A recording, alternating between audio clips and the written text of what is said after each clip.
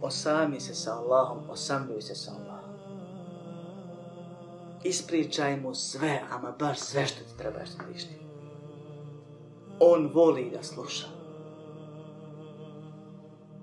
I on tajne čuva.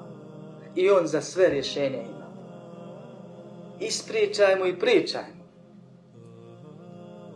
Zahvali mu na svemu što ti je dao i od svega što te je zaštitio. Od milion problema koje nemamo, hvala Allahu, a mogli smo imati drugima. Priznaj mu sve svoje mahane i manjkavosti i grijehe i slabosti. On ih svakako zna, ali hoće od tebe da čuje, da ti to priznaješ. Traži oprosta za propuste. Veličaj ga onim što znaš od njegovih imena i osobina. I to svojim riječima, svojim jezikom. I traži, i traži, i traži. I postavljaj visoke ciljeve.